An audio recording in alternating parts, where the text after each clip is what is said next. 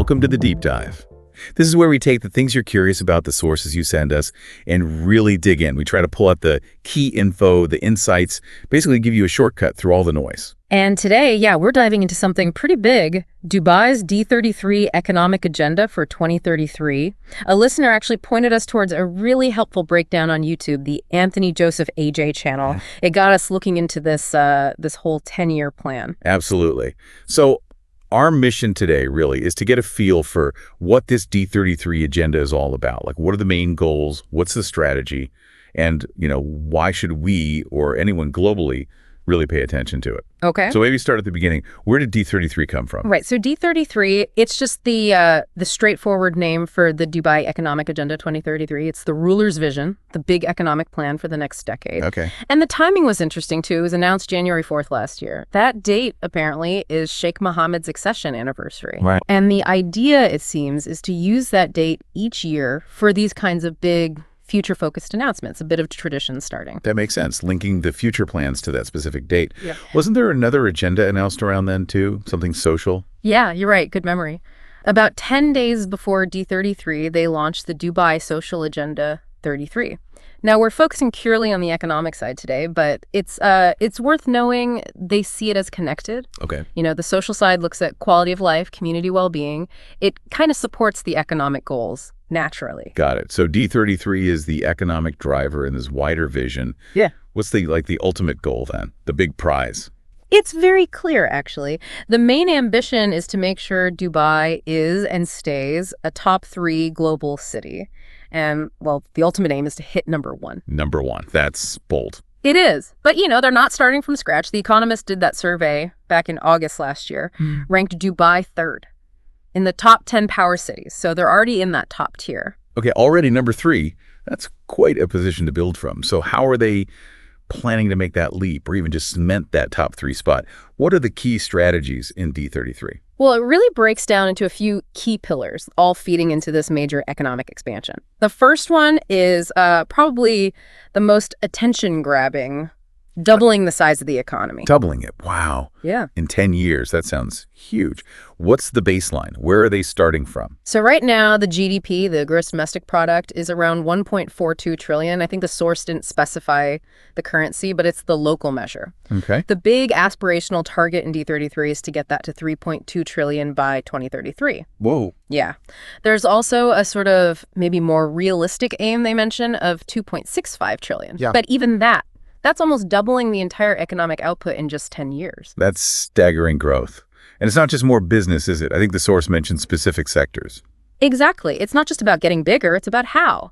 They're targeting high growth areas, things like digital tech, sustainability, advanced logistics, plus trying to boost local innovation, research grants, special economic zones, that kind of thing. It's strategic. Right. That makes it more than just a number. Okay, so doubling the economy is pillar 1. What's the next big piece? The second pillar is all about expanding their foreign trade networks, a really big expansion. How big?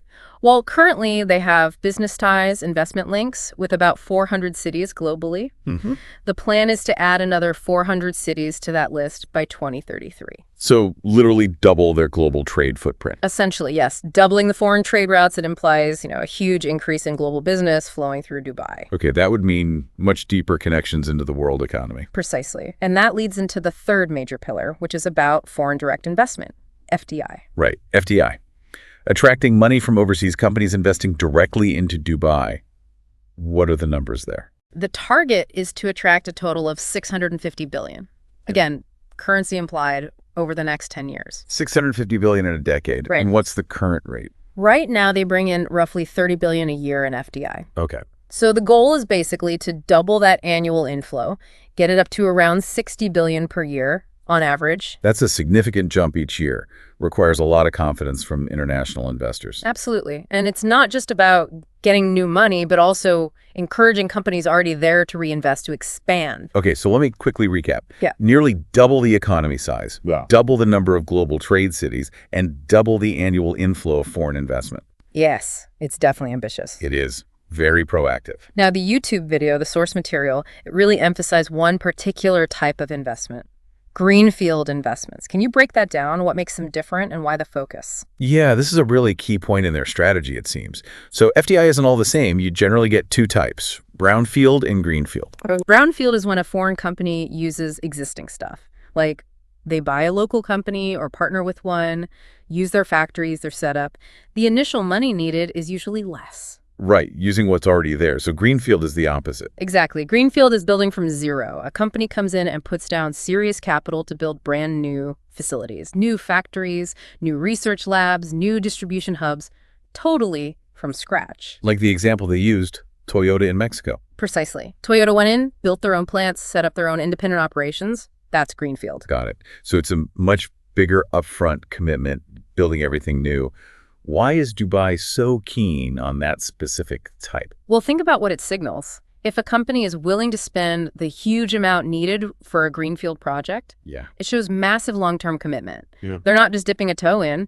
These projects often have payback periods of like 20 years or more. What? So it signals real confidence in Dubai's future, its stability, its growth prospects.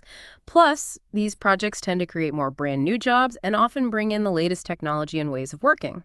That makes a lot of sense. It's a deeper, stickier kind of investment. And Dubai is already doing well with this. Doing incredibly well, actually. According to the data they cited from places like the Economic Times, Financial Times, reliable sources, as of August last year, Dubai was ranked #1 globally for attracting greenfield FDI projects. They had 511 projects announced. #1 in the world with 511. How does that compare? Well, the comparison given was Singapore, ranked second, which is obviously very strong too. Yeah. Singapore had 186 projects. Wait, so 511 for Dubai, 186 for Singapore. That's almost 3 times as many. Yeah, the source actually said Dubai announced nearly 4 times as many, a huge lead. It really highlights how strong they already are in attracting this specific long-term type of investment. That's genuinely impressive. And the D33 plan is to build on that lead, to double down on greenfield. Exactly. Take that existing strength and push it even further. Attract even more of these massive long-haul investments. It ties right back into doubling the economy, doesn't it? It does. These projects bring the capital, the jobs, the innovation they need to hit those big growth targets. If they manage to actually double these commitments, well, you can imagine the impact. You can definitely see how the pieces fit together. So given these huge ambitions, how's the economy doing right now? What's the foundation they're building on? Well, the numbers from last year, mentioned in the source, were pretty strong. GDP growth was 4.1%. 4.1. How does that stack up globally? Very well. The world average growth was put at about 1.7%. Okay, so Dubai grew more than twice as fast as the global average. Yeah.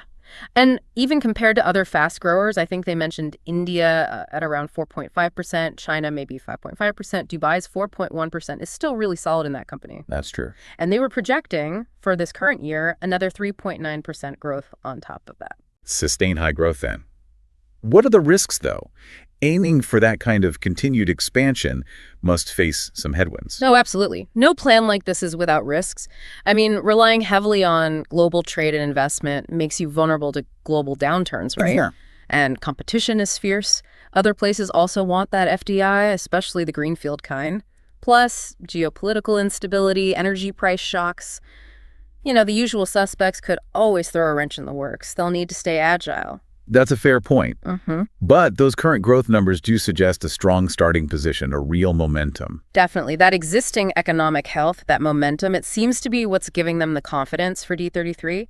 And as you said, that growth is clearly being fueled, at least in part, by attracting these big international players through FDI, especially those greenfield projects. Right. The current success feeds the future ambition. Exactly. The strong performance now provides the launch pad for the D33 targets. Those ongoing investments are already part of the engine, and they're betting heavily on accelerating that. Okay, so let's try and pull this together. We've looked at the D33 Economic Agenda 2033. It's Dubai's big 10-year plan to really solidify its place as a top global city, aiming for the top 3, maybe even #1. The main levers they're pulling are aiming to nearly double the size of the economy. Yep. Doubling their global trade network by adding another 400 cities. Right. And significantly boosting foreign direct investment, trying to double the annual inflow with this really strong focus on greenfield projects, the big, long-term, build-from-scratch kind. That sums it up pretty well. And all this is built on an economy that's already showing strong growth, outperforming the global average, and is already, remarkably, the world leader in attracting those greenfield investments. It's certainly a bold vision, very strategically focused. The comprehensive, clear targets, it definitely lays out a path. So here's something to think about maybe as we finish up.